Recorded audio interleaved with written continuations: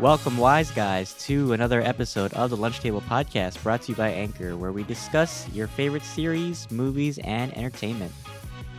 On this episode, we are breaking down the latest movie from Warner Brothers, The Many Saints of Newark, a Sopranos prequel, which also just dropped on HBO Max. Here to join me in this discussion is, of course, my amazing made man himself, Akram. What's going on, man? Hey, Dylan, how you doing? How's your mother doing? Yeah, she's good.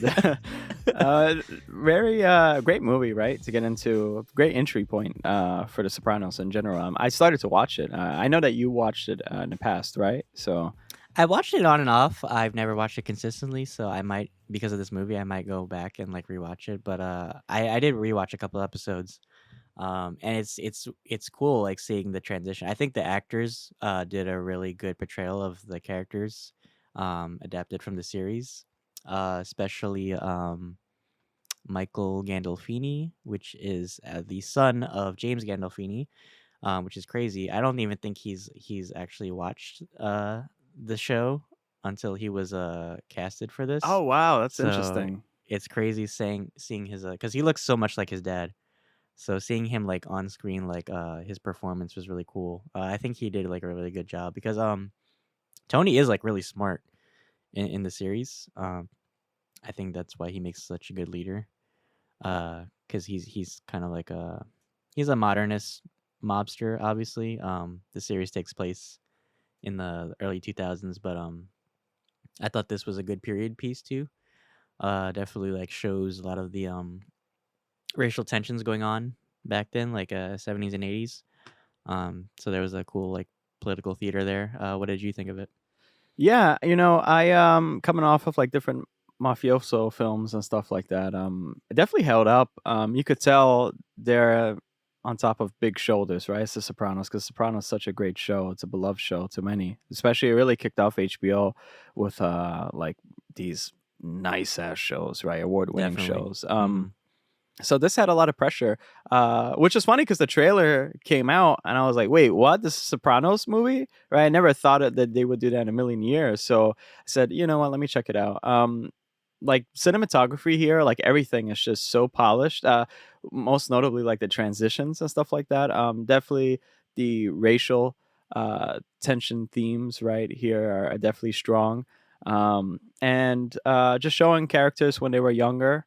Uh, it's cool. It brings another spotlight to that whole world of like the mafia, right? And correct me if I'm wrong. I do believe that the mafia, I mean, The Sopranos, was like in the time when the mafia whole power thing, right? It was I ending, can't right? remember if The Sopranos is based off an actual crime family. But I do know the history surrounding it is accurate. I mean, it takes place like the early 2000s. And at that point, the mafia kind of like was still a thing, but it didn't hold as much power as it did, say back like in the 80s and 90s. But it's an interesting interpretation of how the mob is still adapting to modern times. But this movie was definitely like uh showcasing like the height of their power. And I really did enjoy Alessandro Nivola's portrayal as Dicky Malasanti. I don't know if he was in the well, obviously Yeah, he he's wasn't dead. in it. Spoiler Yeah, yeah, alert. but there were So talks he's dead about by him, the series, right? right? So I think like seeing his portrayal is really cool, and Ray Liotta too, bringing him back too. Yeah, you can't have a mafia movie without Ray Liotta. So yeah, I was. It's a charm to see his acting prowess right in these films. So definitely fun to enjoy to watch Ray act, especially in a prison too. It's so contrast to the other character he was playing, right? So fun to see how much range he has. You know what I mean? Yeah, I like James Gandolfini's son too. Uncanny resemblance. I think he did a great job. Obviously, that's his father, so he would know how Tony Soprano would act. I loved it. I really did. Like it stands on its own really well. I think. I just came fresh from watching it before recording this, so like my thoughts are pretty high right now. I guess I'm biased just because it's like I enjoyed it a lot. Definitely Dicky too. That was a standout. Because I did hear a lot of mention in season one of The Sopranos. Tony talked a couple of times about his uncle. Always mentioned his uncle this, uncle that. Mhm. Um, so yeah, honestly, great film. I'm not surprised if like they got like an Oscar mention or something like that. Especially for cinematography. I think like anybody who's never watched The Sopranos before would definitely like see this and they'll like say, you know what, I want to get into it just for the fact Mhm. that young Tony is there, right? Like what happens with him Right. afterwards, right? It kind of like ends on a cliffhanger a little bit, like in some way, like some things are unanswered, but that's why you should watch The Sopranos, right? And it's on HBO Max, so you could binge the whole thing now. Yeah, it's crazy. And it's interesting because the trailer kind of gave off the vibe that it was going to be all about Tony, but I feel like it was more about Dickie and Harold, honestly. Like what they went through. It's kind of like I guess you want to say the last days of the mafia before because Tony is part of the new generation, you could say. So it was cool seeing like the last days of like because he always in the show he always reminisce about how like life was better, even though he's the dawn of New Jersey, he still has problems, right? So he always talks about like how things were like better back in his like his dad and his uncle's day. Well, I guess because the times it was so kind of weird to say, but it was so pure. I think that the mafia days, because usually when you mix drugs into it, right? And I think this was like kind of Tony was like the one who brought this idea up, I would say, right? Especially with his mom using that. And we see that here when he's talking to Dickie. So I guess like that's when it started to die down because then they're no better than just drug dealers at the end of the day. Like family, what family? Like that's what I liked about the first season. One of the episodes they were watching like the TV and there was some like ex mafia hitman or whatever talking on television and he was Hmm. saying something about basically the mafia is dying or something, right? Right. Um, and which is crazy too. And that's what I like about Sopranos too, because when I was doing one of my classes for college, we talked a lot about narrative elements and whatnot, and semiotics. And the mafia guy was speaking about basically the mafia people are addicted to porn or something like that, right? And next to the television, we see like a porn magazine right there, and they're talking about drugs, Right. and that's what they're into, cocaine, what have you. Um, yeah, I loved it. It's just there's so much semiotics in The Sopranos and The Saints of Newark because there is many references to the show as well, right? So one Hmm. hand washes the other. Um, great. Like I had so much fun with it. It felt long too. I understand. Like a lot of people are saying that it should have been more of like a spin-off, like or like a short mini series, right? Like a couple episodes to, uh, slow down or like try to get more into the themes and references and stuff, kind of trying to build up more towards this big Hmm. show, which is The Sopranos. But I felt like it held itself in good standing. I feel like it did really well. I do understand. Yeah, I kind of felt like rushed here and there. But it like in hindsight, it's such a simple story. Yet there's so much going on in the background, and that's because the references, right? So again, one hand washes the other in terms of semiotics. So yeah, Yeah, very akin to like Godfather Part Two, right? true. Um, Going back and re-exploring this character's like history, especially like with his relationship with like his mother and his father. I think they interpreted that really well because in the show you can kind of see. Well, his mother at that point in the show is already like deteriorating mentally and physically. So seeing where she's in a younger stage of her life, and then seeing like her mental decline, with the pills, and just like her abusive relationship with her husband. That was really interesting to see. And I think she like Vera Farmiga, she really did a good job of interpreting Livia. Oh, she's Uh, so even like good. even like the "Oh, poor you," like just those little like snippets or like moments like Yeah. where she's digging at Tony. I feel like that's such a that would definitely be like Liv in the series. Oh my god, she does a great job. She's a great actress. Yeah. Yeah, great, perfect choice for casting. Even Corey Stoll as a junior, like you can really see like why he really like hates uh Tony and Christopher so much, because he feels like he was snubbed from being a maid guy. Well, I think he is a maid guy, but he's not in charge of things like Tony is. But I didn't expect him to put the hit out on Dickie. Well, in the first season, he put a hit out on Christopher's friend, right? I think he was the one because Christopher's friend, Brendan. yeah, Right. his friend got shot in the bathtub, in the eye. So I think he's kind of like that, snake in the tall grass, right? Right. Yeah, I love Corey too. From the Strand, especially, I love the Strand, and he's also an Ant-Man. I love him. It's funny because he's like, I think he was in The Irishman, right? I think he was. Was he in The Irishman? I'm pretty sure he's like in a lot of mafia things. Like I don't know. He's like always like in some mafia stuff. So I'm pretty sure he was either that or like that movie with Johnny Depp. I forgot. It was like he was I forgot what it was. It was Maybe like he was like a lawyer or something. I just forgot. probably right. But he did a great job. And the wife that I can't remember her name. I'm sorry. The wife of Dickie or the mistress of Dickie. Yeah. Oh, just Josephina. Yeah. She was great That's too. Michaela De Rossi. Yeah, she was amazing. Her Yeah. Italian was really good too. Yeah, I don't doubt this will be like her standout role to like go into more things, right? Kind of Yeah, like her death Margot was Robbie. really tragic. Right. Yeah. Yeah, I felt bad for her.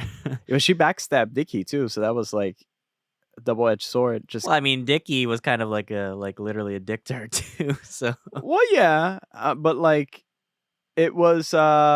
I mean, I don't think she deserved to die for what she did. I mean, she was just No, of trying to course have a not. fling. 'Cause, I mean, Dickie did have a fling with her and cheat on his wife. No, of course. That's the ironic part about it, right? And it's sad because she came from Italy to get I into know. more trouble, Yeah. right?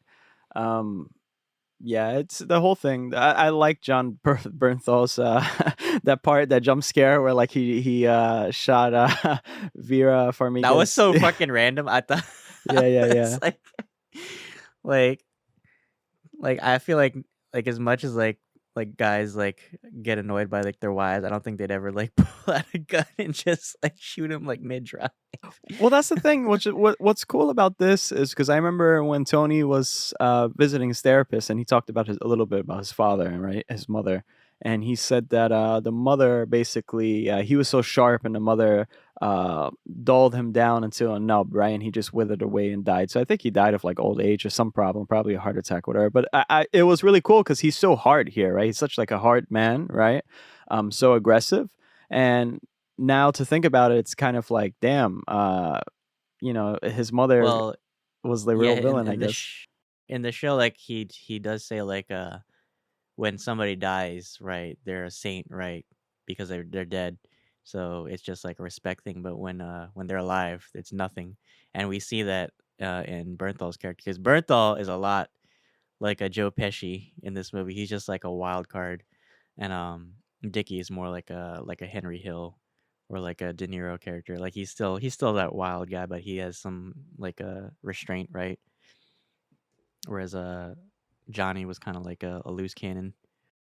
Yeah, this is so funny. I just felt like after watching this, I really felt like to revisit Mafia 3, especially the racial themes and stuff like that. Like Right. I just felt like to like play as Clay again. Now, Yeah, even the awesome, racial though. themes were interesting too. Yeah, I like they really went deep into that. And like the riots or whatever, and it really calls back to our times today, right? It's so relevant. So it's really important. Now I don't know like the true hardcore Sopranos fans if they liked it at all or like they did justice to the characters. I'm pretty sure from my end, like looking at it, I think that they did a really great job. I mean, then what's the funny thing? There was like there was some reoccurring characters. The guy who got shot in the head, what's his name? There was a guy that they were in a fight. Oh, Vincent Pastore, right? Vincent Pastore played Big Pussy, right? In Right. The Sopranos, and then all of a sudden, so I think like his son grows up to look exactly like him, right? So they kind of they Right. reuse the same actor, right? And then the same thing with Right. Ray Liotta character is the same person. So it was just fun to Mhm. see. It really felt like in house, like it felt like it was crafted with a lot of love and a lot of attention to detail. And I felt like it was very obviously it would be inclusive to the series. And obviously like Tony, right? James Gandolfini's son is here too. So very And Michael cohesive. Imperioli too. Who? Christopher Malasantis. Right. The voice. I think he narrated the movie. Of course, he's portrayed as the baby, the nephew of Tony in this. Yeah. Which I thought it was an interesting scene because it's like, oh, he's predicting that he's gonna be this wise guy one day. Oh my god! Like when I saw that too, because I was like thinking, who's the baby? I didn't even think about it. And I was like, oh my god! And the baby was crying, right? I was like, wow. I had to think about it because like Christopher had been like really young at the time, right? Because he's like what in his 20s when the show starts, right? But even just seeing him like what his role in this movie was, but yeah, it was cool seeing like the younger versions of actors, even like young Sil. I feel like that actor really nailed him, like all his mannerisms, right. Like his slick hair. Oh, that one, I forgot who that one dude was, with the wig. Oh, yeah, I know. The torture scene. Right. He just like loses his wig. I know. It's so funny. It's like, so what did you think about it, like as a film on its own, like just like this is stand out? Do you think like standalone? It's very it's very iconic. It's obviously drawing inspiration from a lot of, well, besides the series, Scorsese films and mafioso movies. And they even introduced or reintroduced Frank Lucas from American Gangster. If anyone's a big mafioso movie fan, Denzel Washington played him in American Gangster, but they showed him again in this movie, so I thought it was cool. Just like the little Easter eggs and references, but I really did enjoy like all the performances, and I think it's interesting that they didn't give too much shine on Tony. I think they just gave him the right amount, right? Just seeing his childhood, like his influences and stuff. But seeing like Dickie's story and Harold and their role in that time gave it some originality in that respect. So it felt more like a movie than a prequel. You know what I mean? Yeah, absolutely. Yeah, it's a great movie. I think it stands on its own really well compared to other mafia films, right? I never really have been like a big mafia person.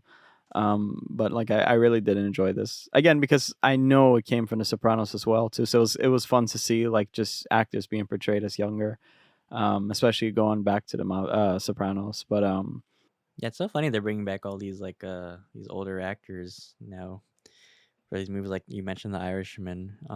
Right. But yeah, they're bringing back Ray Liotta. He looks like he definitely needs a Chantix in this movie. Well, I heard they're recalling it now, so I think that's why he got into this. Shit, Yeah. there you go. He was selling too many Lucy's in Newark. Oh man. Another question. What if? But yeah, overall, it was definitely a great movie. You guys should check it out if whether or not you're a fan of the series or if you want to get into the series. It's a great prequel. Definitely great interpretations of the characters. That's definitely, man. All right. Well, that's all the time we have for today, guys. Thank you for tuning in. Got a lot of great content coming your way this month. So stick around. We got a What If episode, our finale, coming out this Wednesday. Yep. So that's episode 9, and then we'll do a series review for you guys. So stick around. If you want to follow us on Spotify, YouTube, Anchor, definitely check us out. And you can follow us on our social media accounts, which are tagged at the end of this video and in the description. All right. Until then, see you next time, guys. See you guys, and hopefully soon a video reveal. Bye-bye. Hopefully.